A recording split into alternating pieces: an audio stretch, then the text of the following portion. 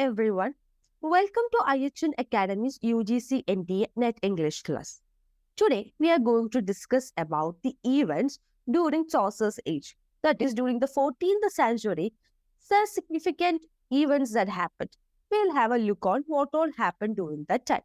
One is the Hundred Years' War. The Hundred Years' War happened between 1337 to 1453. More than 116 years. Lasted for over 116 years. And it was a conflict between England and France. So it started with King Edward III. So King Edward III ruled England from 1327 to 1377. And Philip VI ruled France from 1328 to 1315. So there was a conflict between King Edward III and Philip VI. And this escalated over a feudal right in Gascony. There was Gascony is a place with French crown.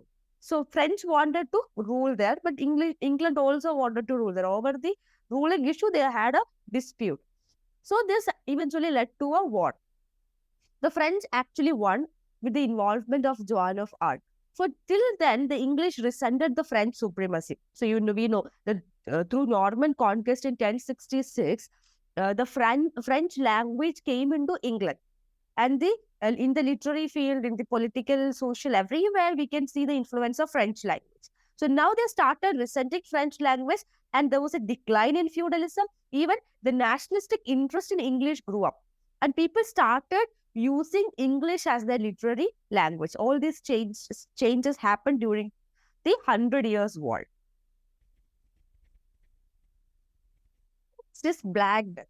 Black Death is a bubonic plague that struck Europe and Asia in the mid-1300s, and it reached England in 1348. So it's a bubonic plague, and it actually wiped out almost 1/3 of England's population. So there was everyone was feeling sick, people are dying. So there was widespread chaos, and the population is also dropping. The population also dropped drastically. Because of Black Death, what happened was there was a terrible shortage of labor. So a lot of people died, and there was a terrible shortage of labor. And the remaining peasants, what they had to do is they had to reevaluate their worth because they had to work so hard, right? There were not enough people, so manpower is less, so they had to work a lot. And then they started asking for better working condition and higher wages. So the relationship between the laborers and the landlords kind of changed. So they started asking for better wages and better working conditions. So the authority, it's a group of landowning bishops and lords. What they did was they passed a law in which they limited the wage. So they were not given the wages they were demanding. And also a heavy tax were imposed. A poll tax was imposed upon them. So then the people lost and they started a rebellion under the leadership of Wat Tyler and John Bell. So remember this name, Wat Tyler and John Bell. They led the Peasants' Revolt. And it is also known as Peasants' Revolt is also known as Wat Tyler's Rebellion or the Great Uprising. These are the names of Peasants' Revolt. So the revolt was suppressed when Wat Tyler was beheaded. He was beheaded, and then the suppression of the revolt happened. You can see this particular incident in John Gower's Vox Clemandus. In his novel Vox Clemandus, John Gower described this novel.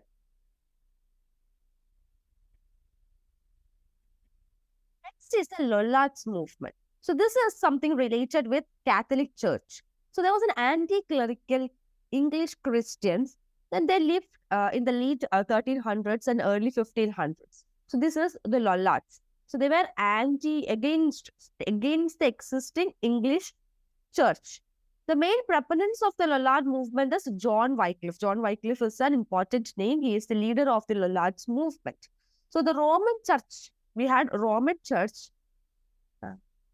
So what happened is, they kind of, there are certain people, they were like a group of people, they had a disagreement with the Roman Church, and they formed their own English church. So I said a mistake.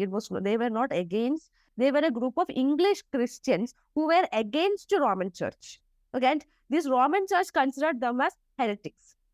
But during the reign of Henry IV, the parliament issued a cruel law, de herito cumberento, that is, all these heretics, those who are considered heretics, they have to be burned to death. So that kind of law passed. Then it was a big issue. So these were the major socio-political events that happened during the 14th century. One is 100 Years' War, then we have Black Death, we have Peasants' Revolt, and we have the Lollards movement. These are the significant events that happened during the 14th century or Chaucer's period. It is very significant to know the socio-political background. Whenever we study a particular age, it is significant to know the socio-political background because these events will be reflected in the literary work also. That is why we are studying all this historical background and all. So I hope you understood what are the events that happened during this time. Then when we move to Chaucer, when we start studying Chaucer and his works, we can see the elements. And not only Chaucer, his contemporaries also, we can see the elements from the events in their work. So we will discuss that later. Thank you.